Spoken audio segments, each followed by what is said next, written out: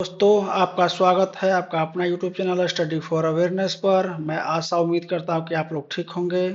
दोस्तों, आज की इस वीडियो में हम लोग 7/8/2024 के फर्स्ट सिटिंग के प्रथम सेट को हल करेंगे। आप लोग भी हल कीजिएगा और वीडियो के अंत में देखिए कि आप लोग कितना प्रश्न सही करते हैं।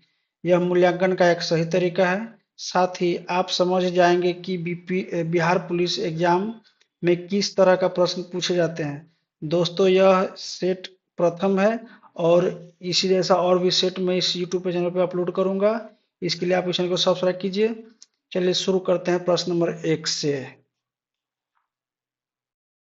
पहला क्वेश्चन है, 1980 के दशक में प्रारंभ में सर्वोच्च न्यायालय ने न्याय तक पहुंच बढ़ाने के लिए कौन सा तंत्र तैयार किया है? तो इसका तो उत्तर हो जाएगा आपका सी, जनहित याचिका। प्रथम क्वेश्चन का उत्तर हो जाएगा सी, जनहित याचिका। तो आप लोग इसे याद रखिएगा। क्वेश्चन नंबर 2 देखेंगे। दोस्तों, मैं इस वीडियो में ज्यादा एक्सप्लेन नहीं करूंगा क्योंकि वीडियो बहुत लंबा हो जाएगा। ये पूरा का पूरा सेट है, इसमें 100 क्वेश्चन के आसपास है, तो इसमें ज्यादा आप लोग एक्सप्लेन की उम्मीद नहीं कीजिएगा। ठीक है, चलो आगे देखते हैं। 2 नंबर क्वेश्चन है, किसी भी देश में कानून बनाने का अंतिम अधिकार किसके पास होता है? तो 2 नंबर क्वेश्चन का उत्तर हो जाएगा आपका संसद। सीधा सीधा क्वेश्चन है, संसद। 3 नंबर प्रश्न हो गया, वार्षिक वित्तीय विवरण संसद के दोनों सदनों के समक्ष कौन पेश करता है? 3 नंबर प्रश्न का उत्तर हो जाएगा राष्ट्रपति। बजट पेश किया जाता है वित्त मंत्री द्वारा, लेकिन उनको प्रस्तुत करता है राष्ट्रपति। आप लोग याद रखिएगा। 4 नंबर प्रश्न है, सर्वोच्च न्यायालय के मौलिक क्षेत्राधिकार में क्या शामिल है? तो 4 नंबर प्रश्न का उत्तर हो जाएगा आपका सी, संघ व राज्यों के बीच तथा राज्यों के बीच विवादों से निपटारा, ये उनके बीच में शामिल होता है। 5 नंबर प्रश्न है, सोवा रिगपा क्या है? 5 नंबर प्रश्न है, सोवा रिगपा क्या है? तो यह एक हिमालय की पारंपरिक दवा पद्धति है। सोवा रिगपा हिमालय की पारंपरिक दवा पद्धति है, आप लोग याद रखिएगा। 6 नंबर प्रश्न है, प्रधानमंत्री नरेंद्र मोदी ने मार्च 2024 में देश की पहली अंडर वाटर मेट्रो ट्रेन का उद्घाटन किया, कहाँ पे? तो इसका 6 नंबर प्रश्न का उत्तर हो जाएगा आपका बी, कोलकाता में, जैसा कि आप लोग जानते होइएगा। 7 नंबर प्रश्न है, गोलकीपर के रूप में प्रदर्शन के लिए निम्नलिखित में से कौन सा पुरस्कार दिया जाता है? यानी गोलकीपर को उत्कृष्ट प्रदर्शन के लिए कौन सा पुरस्कार दिया जाता है? तो इसका उत्तर हो जाएगा आपका हॉकी इंडिया बलजीत सिंह पुरस्कार, हॉकी इंडिया बलजीत सिंह पुरस्कार। 8 नंबर प्रश्न हम लोग देखेंगे, निम्नलिखित में से कौन सा भू-अस्थायी उपग्रह नहीं है? निम्नलिखित में से कौन सा भू-अस्थायी उपग्रह नहीं है? तो 8 नंबर प्रश्न का उत्तर हो जाएगा आपका ये जुगनू। बाकी ये जीसैट, एडुसैट और हेमसेट है, ये जुगनू नहीं है। तो आप लोग याद रखिएगा। 9 नंबर प्रश्न है, समा चकेवा बिहार का एक त्योहार है, यह त्योहार इस रिश्ते को समर्पित है, यानी इनमें से किस रिश्ते को समर्पित है समा चकेवा?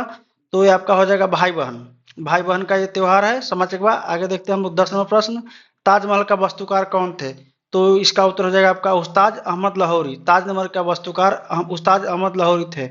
11 नंबर प्रश्न हम लोग देखेंगे, राज्य में विधान परिषद की सदस्य संख्या के विषय में संवैधानिक प्रावधान क्या है? यानी इनमें से क्या संवैधानिक प्रावधान है राज्य में विधानसभा परिषद की संख्या से?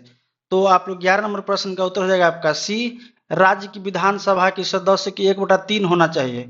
यानी किसी भी राज्य में अगर 300 सदस्य है तो उसका 1/3 यानी 100 ही विधान परिषद सदस्य होंगे। तो उसी हिसाब से अपना बिहार में है 243 विधानसभा के सदस्य, तो उसका 1/3 लगभग 75 पड़ता है और 75 है। आगे हम लोग 12 नंबर क्वेश्चन देखेंगे, बिंबिसार का प्रसिद्ध राजवैद्य जीवक निवासी था, कहाँ की निवासी था? 12 नंबर प्रश्न का उत्तर हो जाएगा डी, राजगिरी का। जीवक राजगिरी के निवासी थे। 13 नंबर प्रश्न है, संविधान सभा के चुनाव हुए थे, संविधान सभा के चुनाव कब हुआ था? तो 13 नंबर प्रश्न हो जाएगा आपका जुलाई 1946 में इसका चुनाव हुआ था। दोस्तों, आप लोग उत्तर दीजिएगा और उसके बाद मेरा उत्तर देखिएगा। आगे देखते हैं 14 नंबर, सर्वोच्च न्यायालय व उच्च न्यायालयों के न्यायाधीशों को पद से कौन हटाता है? सर्वोच्च न्यायालय के न्यायाधीश व उच्च न्यायालय के न्यायाधीशों को उनके पद से कौन हटाता है? तो 14 नंबर प्रश्न का उत्तर हो जाएगा आपका डी, राष्ट्रपति, यदि दोनों सदनों द्वारा प्रस्ताव पारित कर दिया जाता है। राष्ट्रपति हटाते हैं अगर लोकसभा और राज्यसभा में प्रस्ताव पारित हो जाता है, वो भी विशेष बहुमत से, तो इसे राष्ट्रपति हटाते हैं। 15 नंबर प्रश्न है, निम्नलिखित में से कौन सी गैस पॉप अप की आवाज करते हुए जलती है? पॉप अप करके आवाज जलती हुई है। तो 15 नंबर प्रश्न का उत्तर हो जाएगा आपका ए, ये हो जाएगा आपका हाइड्रोजन गैस H2, ये जो पॉप अप करके आवाज करके जलता है। 16 नंबर प्रश्न है, अंडे की जर्दी कोलाइड का कौन सा प्रकार है? अंडे की जर्दी कोलाइड का कौन सा प्रकार है? तो इसका उत्तर हो जाएगा आपका इमल्सन। 17 नंबर प्रश्न है दोस्तों, आयरन का परमाणु प्रतीक है, आयरन का परमाणु प्रतीक है तो ये हो जाएगा Fe। आप लोग याद रखिएगा, इसका पूरा नाम होता है Fe Fe2O3, इस तरह के होता है, आप लोग ध्यान रखिएगा। जल में ऑक्सीजन परमाणु की संकरण अवस्था क्या है? जल में ऑक्सीजन परमाणु की संकरण अवस्था क्या है? तो 18 नंबर प्रश्न का उत्तर हो जाएगा सी, ये हो जाएगा sp3 इसका उत्तर हो जाएगा, आप लोग याद रखिएगा। आरोप के स्केच, सॉरी आरोप नहीं है, यूरोप के स्केच रिपोर्टाज, यूरोप के स्केच रिपोर्टाज के लेखक कौन है? तो 19 नंबर प्रश्न का उत्तर हो जाएगा आपका बी।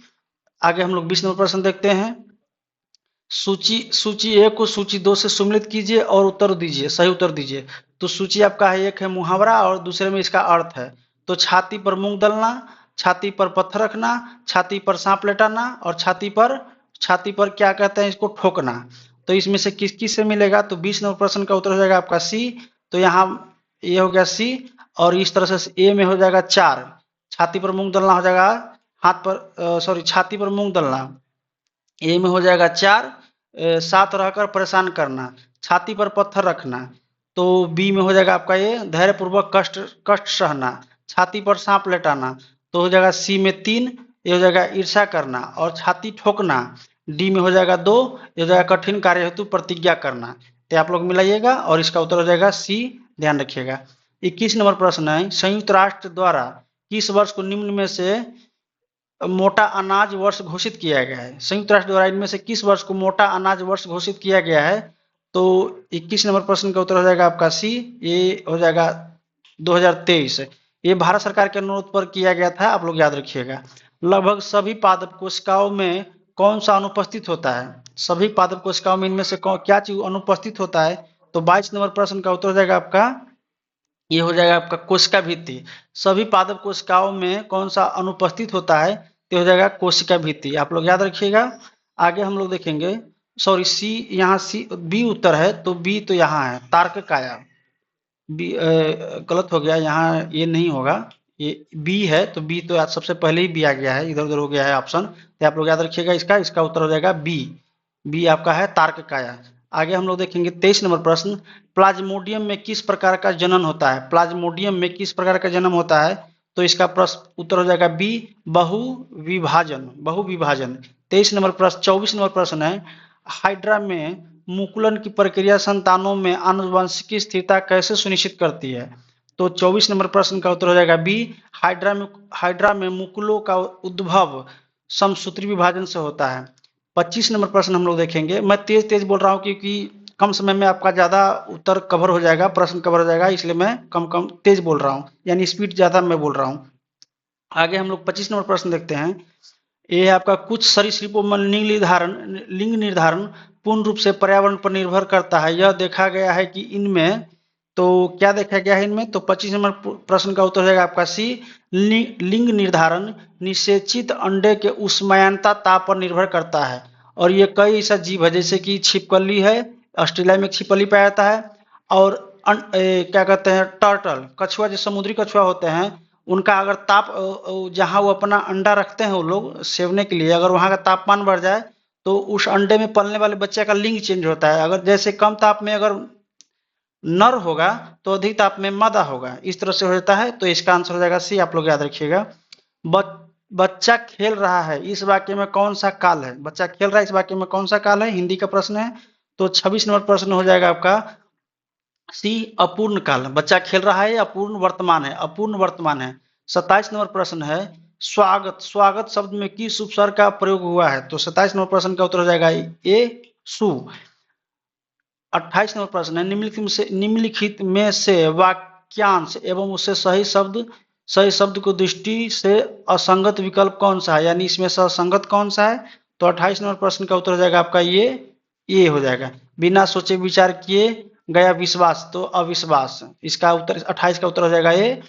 हम लोग 29 नंबर प्रश्न देखते हैं, निम्नलिखित में से कौन सा समास विग्रह सही नहीं है? 29 नंबर प्रश्न का उत्तर हो जाएगा ये, राज्यसभा राज्य के लिए सभा, ये सही नहीं है। 30 नंबर प्रश्न हो जाएगा, डैश ने कोशिका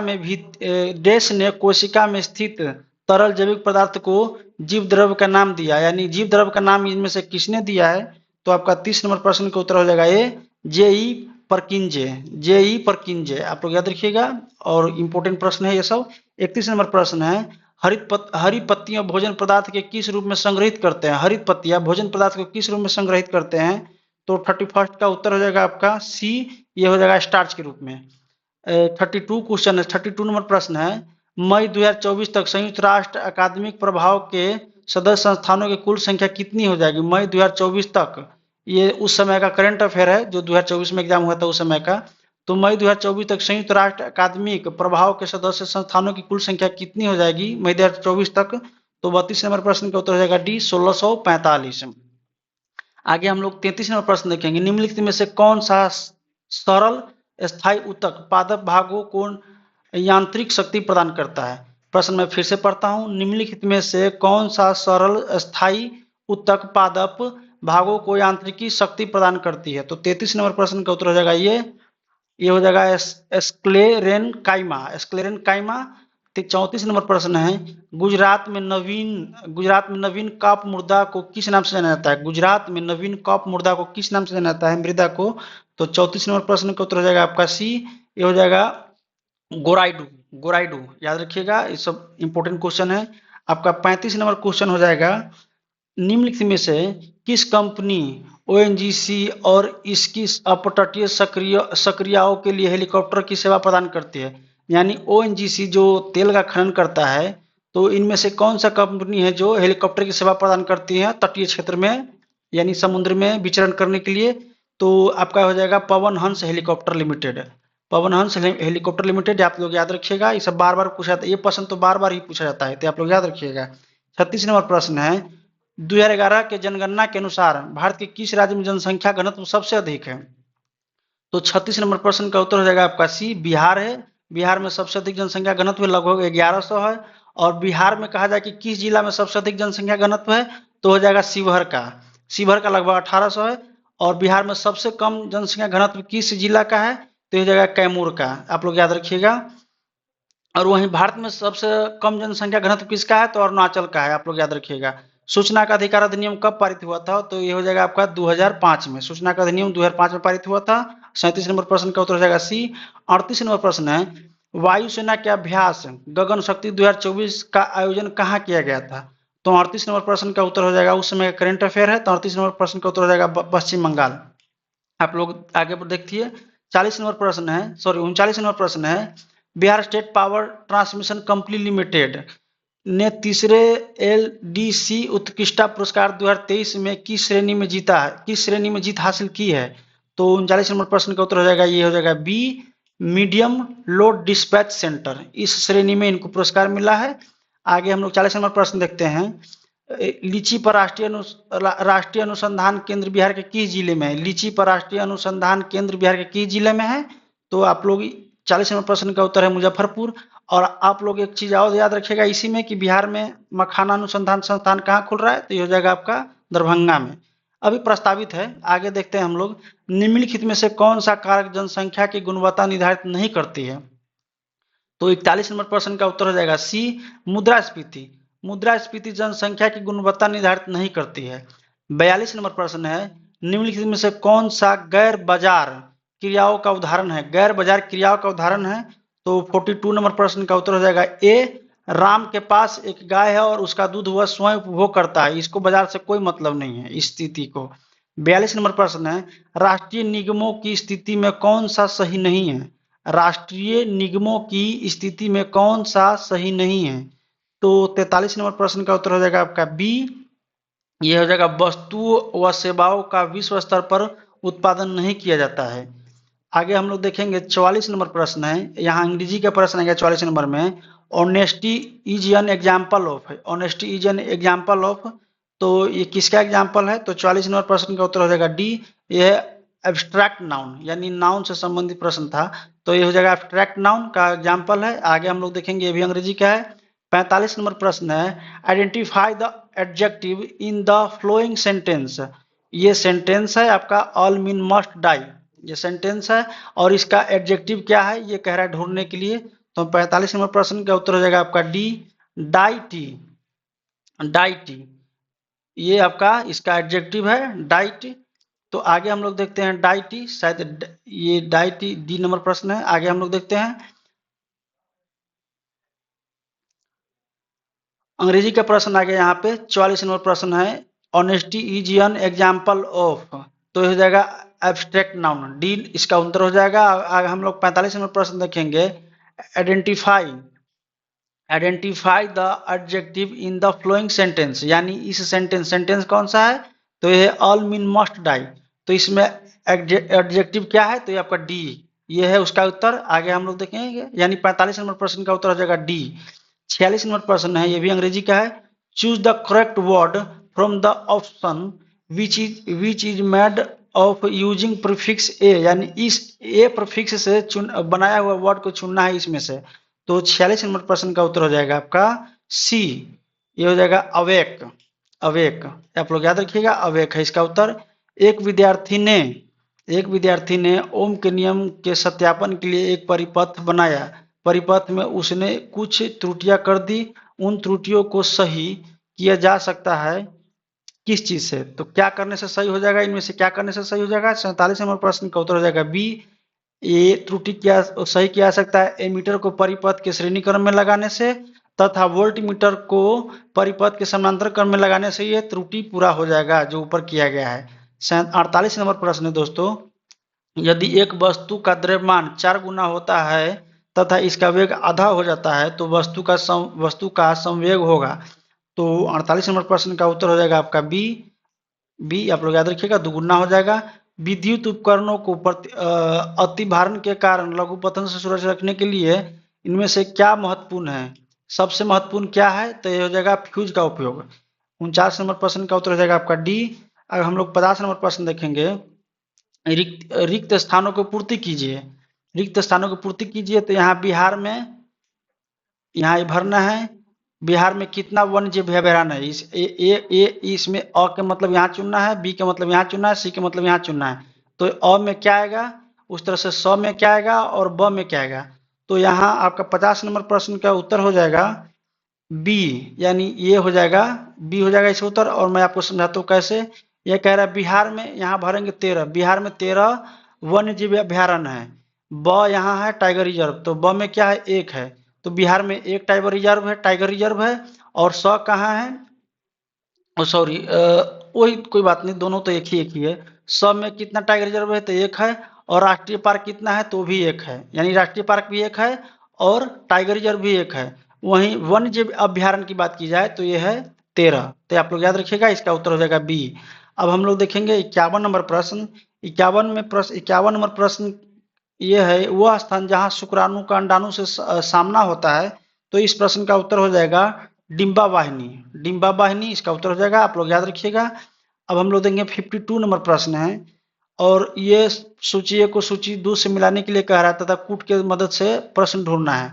तो भावर कहाँ होता है, तो भावर हो जाएगा आपका ए। पहले तो प्रश्न का उत्तर क्या हो जाएगा, 52 का ए है, तो 1 का 2 हो जाएगा।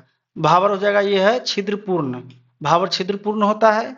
वहीं 2 में है 3, तो 2 में 3 है, तो ये तराई होता है, घने जंगल व वन्य पक्षियों का वाला क्षेत्र। और उसके बाद आपका देखते हैं 3 में 4 है, तो बांगर क्या है, तो ये पुराने जलोढ़ मिट्टी है बांगर। और खादर क्या है, तो ये हो जाएगा युवा निक्षेप, यानी खादर हो गया जो उपजाऊ मिट्टी, उसे युवा निक्षेप कहते हैं, पुराने बांगर को कहते हैं पुराना जलोढ़ मिट्टी। अब बाकी इस तरह से आप लोग मिलाइएगा, तो इसका प्रश्न का उत्तर हो जाएगा ए। आगे हम लोग 52 नंबर प्रश्न देखेंगे। यहाँ आप लोग देखिएगा 52 और 52 दो बार 52 हो गया है, नंबरिंग मिस्टेक है। तो 52 नंबर फिर से देखिए, डैश मानव शरीर का मुख्य समन्वय केंद्र है। तीन में से मानव शरीर का मुख्य समन्वय केंद्र कौन सा है, तो यह हो जाएगा आपका मस्तिष्क। मस्तिष्क है समन्वय केंद्र।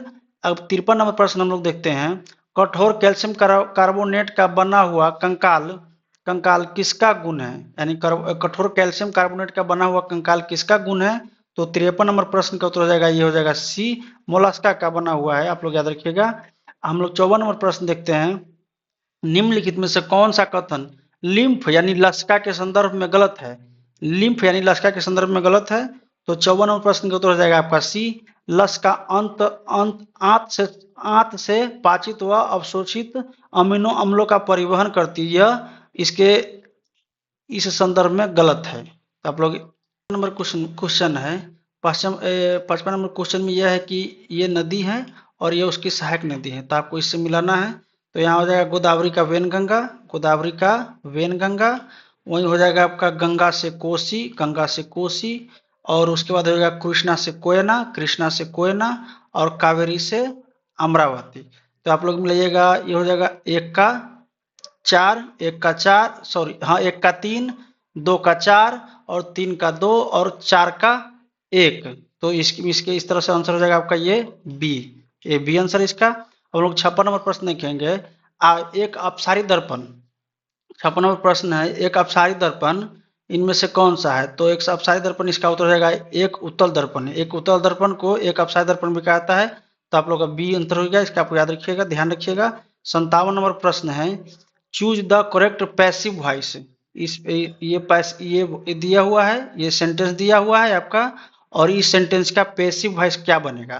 तो सेंटेंस पहले देखते हैं। The teacher teach the students, the teacher teach students, यानी टीचर टीचर स्टूडेंट को पढ़ाता है। तो इसका पैसिव है क्या बनेगा? तो 58 नंबर प्रश्न है, 58 नंबर प्रश्न, सॉरी हम लोग 58 पे आ गए थे। 58 नंबर प्रश्न है, 58 नंबर प्रश्न का उत्तर हो जाएगा A, the student are taught by teacher. इसका पॉसिव, ये एक्टिव वॉइस हो गया या पॉसिव वॉइस इसका है? पैसिव वॉइस है। 57 नंबर प्रश्न छूट गया था, निम्नलिखित में से कौन सा खनिज मोनोजाइट रेत में मिलता है? तो इसका उत्तर हो जाएगा ये थोरियम, और ये भारत में प्रचुर मात्रा में मिलता है। कहाँ? तो केरल में। हम लोग 59 नंबर प्रश्न है, इसमें से दिया हुआ है कि करेक्ट वर्ड चुनिए जो इस दिए हुए शब्द का अपोजिट है। तो यहाँ पर इस हम लोग देखते हैं 59 नंबर प्रश्न का आंसर क्या हो जाएगा? हो जाएगा डी। डी इसका अपोजिट हो जाएगा डी। एक मिनट इसको लाइए, हाँ। तो इसका उत्तर हो जाएगा डी। तो आप लोग याद रखिएगा, ये इसका जो अर्बन बिहेवियर है उसका शायद अपोजिट पूछ रहा है। तो इसका उत्तर हो जाएगा डी। आप लोग देखिए क्वेश्चन नंबर 60, एक वस्तु 1.0 ms मीटर प्रति सेकेंड, यानी 1.0 मीटर प्रति सेकेंड की चाल से गतिशील है। एक्स की दूरी में इसे रोकने के लिए, एक्स की दूरी में इसे रोकने के लिए बल एफ की आवश्यकता होती है। यदि वस्तु की चाल 3.0 मीटर प्रति सेकेंड तक बढ़ा दी जाए तो इसे उतनी ही दूरी एक्स में रोकने के लिए कितना बल लगाना होगा? तो आप लोग इसे एक बार और पढ़ लीजिएगा और मैं इसका आंसर बताता हूं। तो 60 का आंसर हो जाएगा डी। ये हो जाएगा 9.0 फोर्स, 9 यहाँ एफ का वैल्यू पूछ रहा था, तो 9.0 एफ हो जाएगा। आगे हम लोग 61 नंबर प्रश्न देखेंगे। यह प्रतिरोध आर के किसी तार के टुकड़े को 6 बराबर भागों में काटा जाता है। इन टुकड़ों को फिर से पार्श्व क्रम यानी समानांतर क्रम में संयोजित कर देते हैं। यदि इस संयोजन का तुल्य प्रतिरोध R है तो R/R अनुपात का मान क्या है? यानी R अनुपात का मान क्या होगा? तो 61 नंबर प्रश्न का उत्तर हो जाएगा आपका ये 36 नंबर, 36 हो जाएगा इसका उत्तर। अब हम लोग 62 नंबर प्रश्न देखते हैं। दो संख्या है जिनका योग 28 है और गुणनफल 187 है। तो मैथ का प्रश्न है, तो इसका आप लोग हल कीजिएगा। मैं हल करूंगा तो ज्यादा वीडियो लंबा हो जाएगा दोस्तों, आप लोग इसको हल कीजिएगा और इसका उत्तर दीजिएगा। मैं उत्तर दे रहा हूँ 62 नंबर प्रश्न का, हो जाएगा ए आपका 11, 11 और 17, 11 और 17 इसका उत्तर हो जाएगा। आगे हम लोग देखेंगे 63 नंबर प्रश्न, निम्नलिखित में से किस माध्यम में ध्वनि सबसे तेज गति से चलती है? तो ये हो जाएगा आपका स्टील, जो 6000 मीटर प्रति सेकेंड से ऊपर है। आगे हम लोग 64 देखते हैं। 64 नंबर प्रश्न, कौन सी नदी दक्षिण गंगा के नाम से जाना जाता है? तो 64 नंबर प्रश्न का उत्तर हो जाएगा आपका ए हो जाएगा। आगे हम लोग देखते हैं 65 नंबर प्रश्न, निम्नलिखित में से कौन सही निम्नलिखित को सही सुमेलित कीजिए। तो 65 नंबर प्रश्न का उत्तर हो जाएगा आपका, ये हो जाएगा ए। अब हम लोग मिलाते हैं, ये जो तुंगभद्र दिया हुआ है यहाँ पर इसका अंतर हो जाएगा आपका, यहाँ कोयना नदी लिखना था पर गलत लिखा गया है, यहाँ कोयना नदी आप लोग लिखिएगा, कोयना नदी लिखिएगा।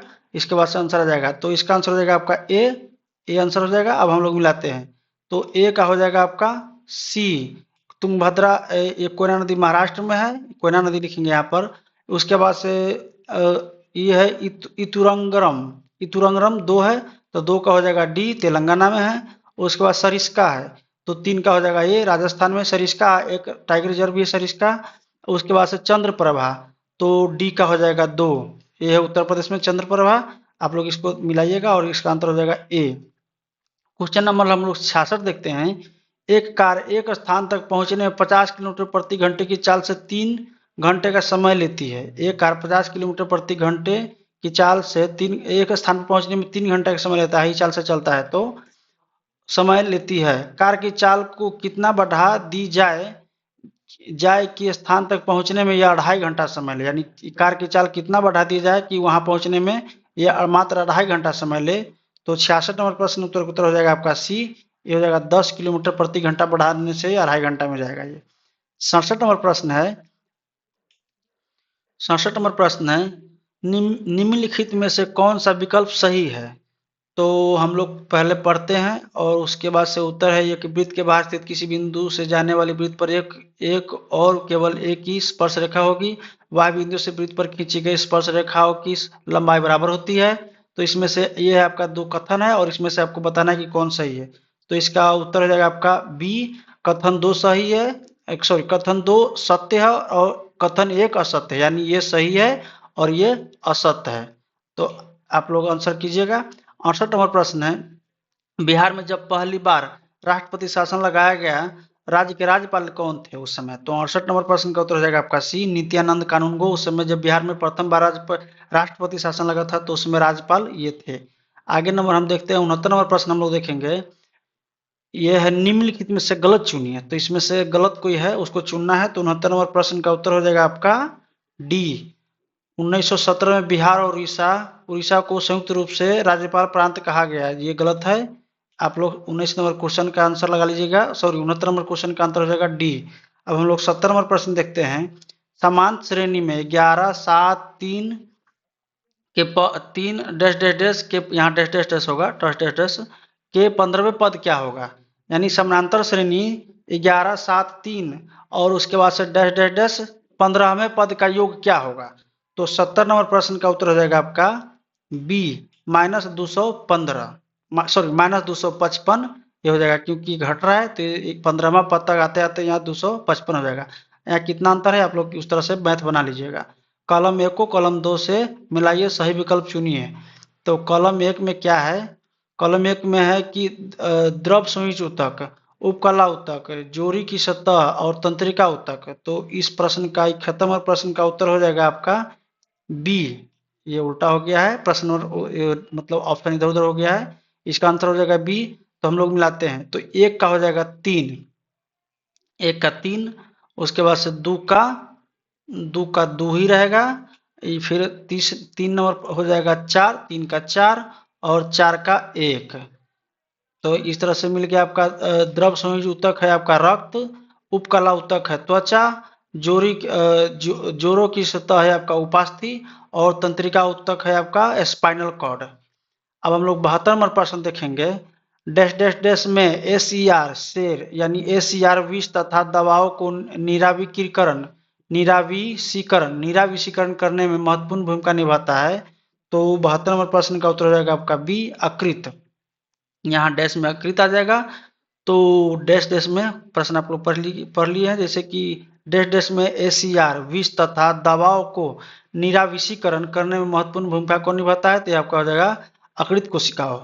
73 नंबर प्रश्न है, dash dash dash dash Lord से उसी प्रकार संबंध थे सॉरी डैश डैश नहीं, डॉट डॉट है, डॉट डॉट डॉट लॉर्ड से उसी प्रकार संबंध थे जिस प्रकार मध्यकालीन समय में लॉर्ड राजा से संबंध थे।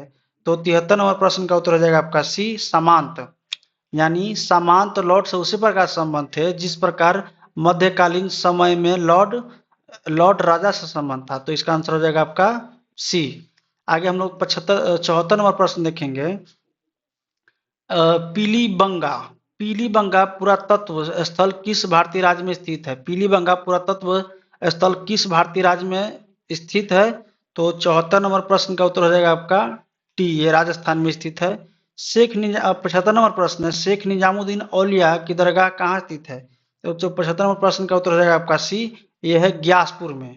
ग्यासपुर में ये उत्तर हो जाएगा, आप लोग याद रखिएगा। अब हम लोग देखते हैं 76 नंबर प्रश्न।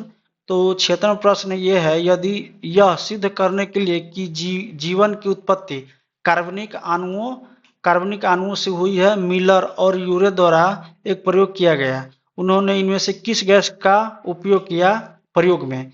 तो इसका उत्तर हो जाएगा आपका डी, ये है आपका मीथेन। मीथेन है, अमोनिया है और हाइड्रोजन सल्फाइड है। हाइड्रोजन सल्फाइड है। आप लोग उत्तर 76 क्वेश्चन का उत्तर हो जाएगा डी। चलिए आगे देखते हैं। 77 नंबर प्रश्न है, इसरो का मानव अंतरिक्ष उड़ान केंद्र किस शहर में स्थित है? 77 नंबर प्रश्न है, इसरो का मानव अंतरिक्ष उड़ान केंद्र किस शहर में स्थित है? तो इस प्रश्न का उत्तर हो जाएगा आपका डी, यह है बेंगलुरु में। 78 नंबर प्रश्न है, निम्नलिखित में से कौन सा मिश्रण है? निम्नलिखित में से कौन सा मिश्रण है? तो 78 नंबर प्रश्न का उत्तर हो जाएगा आपका बी, ये हो जाएगा वायु मिश्रण है।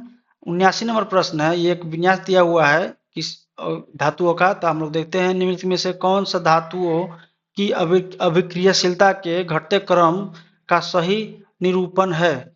निम्नलिखित में से कौन सा धातुओं की अभिक्रियाशीलता के घटते क्रम का सही निरूपण है? तो हम लोग इसका उत्तर देखते हैं। 79 नंबर प्रश्न का उत्तर हो जाएगा ये हो जाएगा। सबसे पहले पोटेशियम हो गया, एल्युमिनियम हो गया, जिंक हो गया, उसके बाद से कॉपर हो गया। तो ये घटते क्रम में उसके अभिक्रियाशीलता के अनुसार। 80 नंबर प्रश्न हो गया आपका कि C6H14 के लिए संरचनात्मक समन्वयों की संख्या क्या होगी? तो इसका 80 नंबर प्रश्न का उत्तर हो जाएगा आपका डी, ये हो जाएगा 5। अल्फा कण है, इनमें से अल्फा कण क्या है? तो 81 नंबर प्रश्न है डी, द्विआवेशित हीलियम आयन। अल्फा कण है द्विआवेशित हीलियम आयन। 82 नंबर प्रश्न है, ax² plus bx plus c equal to 0 एक द्विघाती समीकरण है, तो a का मान नहीं हो सकता है। तो 82 नंबर प्रश्न का उत्तर हो जाएगा बी, ये 0 नहीं हो सकता है a का मान। आगे हम लोग देखते हैं 83 नंबर प्रश्न है, वह फील्ड जो तालिका यानी टेबल में रिकॉर्ड्स को विशिष्ट रूप से पहचानती है उसे कहा जाता है। तो 83 नंबर प्रश्न का उत्तर हो जाएगा ये प्राइमरी की तालिका। हम लोग 84 नंबर प्रश्न देखेंगे, राम 10,000 का ऋण 7.5% की वार्षिक दर से ब्याज पर लेता है, उसे वर्ष के अंत में कितनी राशि ब्याज के रूप में लौटानी होगी? तो आप लोग इसको हल कीजिएगा, मैं इसका उत्तर बताता हूं। तो 84 नंबर प्रश्न का उत्तर हो जाएगा आपका बी, 750 रुपए। यदि 10, आपका 85 नंबर प्रश्न है, मैं प्रश्न को थोड़ा ठीक कर देता हूं। 10 यहाँ पर होगा 10 is equal to 10a, 10a is equal to हो जाएगा आपका 1/2 हो जाएगा। तो इसके आप लोग 1/2 पढ़िएगा। 10a इजकल टू 1/2 है, तो cos a का मान क्या होगा? प्रश्न में फिर से एक बार इसको सही करता हूं। 10a इजकल टू 1/2 है, तो cos a का मान क्या होगा? तो यहाँ पर इसका उत्तर हो जाएगा आपका 85 का बी, ये हो जाएगा आपका 2/√5। एक बार प्रश्न फिर से मैं आपको बता देता हूँ क्या है। 10a बराबर 1/2 है, तो cos a का मान क्या होगा? अब हम लोग 86 नंबर प्रश्न देखेंगे, आप लोग हल कीजिएगा इसको, क्योंकि यहाँ मिस प्रिंट हो गया है, मिस टाइपिंग भी हुआ है। टेनिस कोर्ट में 20 जून 1789 को जमा हुए तीसरे स्टेट्स का नेतृत्व किसने किया था? ये इटली की घटना की बात हो रही है, इतिहास क्या है, विश्व इतिहास। टेनिस कोर्ट में 20 जून, फ्रांस का है। टेनिस कोर्ट 20 जून 1789 को जमा हुए तीसरे स्टेट का नेतृत्व किसने किया था? तो 86 नंबर प्रश्न हो जाएगा आपका डी, ये हो गया मेराबो और एबेसिए। आपका डी हो जाएगा इसका उत्तर। 87 नंबर प्रश्न है, हेनरी कोर्ट के किस आविष्कार से शुद्ध और अच्छा लोहा बनाना संभव हुआ? प्रश्न एक बार मैं फिर से पढ़ता हूं, हेनरी कोर्ट के किस आविष्कार से शुद्ध और अच्छा लोहा बनाना संभव हुआ? तो आप 87 नंबर प्रश्न का उत्तर देख लीजिए, इसका उत्तर हो जाएगा आपका ये सी, पडलिंग आविष्कार के वजह से अच्छा लोहा बनाना संभव हुआ। अब हम लोग 88 नंबर प्रश्न देखते हैं, किस वर्ष में बिहार को राज्य का दर्जा मिला और पटना राजधानी बनी?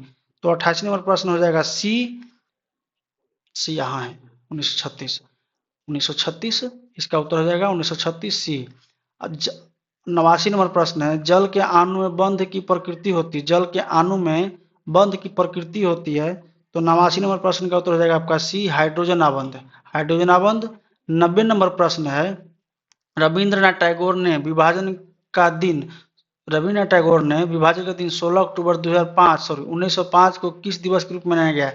ये स्वदेशी आंदोलन की बात हो रही है। स्वदेशी आंदोलन की बात में ये घटना हुई थी, उस समय ये घटना हुई थी। तो ये हो जाएगा राखी दिवस। आप लोग याद रखिएगा, 16 अक्टूबर 1905 को राखी दिवस मनाया गया था और उस समय बंगाल विभाजन दिवस भी इसको कहा जाता है, तो आप लोग याद रखिएगा। हम लोग 91 नंबर प्रश्न देखते हैं, कंप्यूटर में इनपुट प्रोसेसिंग व आउटपुट डिवाइसों को जोड़ने का कार्य कौन करता है? तो 91 नंबर प्रश्न हो जाएगा आपका बी, मदरबोर्ड। मदरबोर्ड हो जाएगा 91 नंबर प्रश्न। आगे हम लोग देखते हैं 92 नंबर प्रश्न है, 92 नंबर प्रश्न। यह है आपका, निम्नलिखित में से कौन सा एक भारत में वनों का प्रशासनिक वर्ग नहीं है? निम्नलिखित में से कौन सा एक भारत में वनों का प्रशासनिक वर्ग नहीं है? तो 92 का हो जाएगा आपका बी, आरक्षित वन। सॉरी, यहाँ है बी, आरक्षित वन, ये राज्य वन। प्रश्न है, निम्नलिखित में से कौन सा एक भारत में वनों का प्रशासनिक वर्ग नहीं है? तो हो जाएगा राज्य वन, ये नहीं है, इसका उत्तर हो जाएगा। 93 नंबर प्रश्न है, भारतीय नौसेना एवं IAF में अप्रैल 2024 को शामिल मिसाइल का नाम क्या है? इंडियन एयरफोर्स हो गया IAF, इंडियन एयरफोर्स में कौन सा मिसाइल शामिल किया गया है?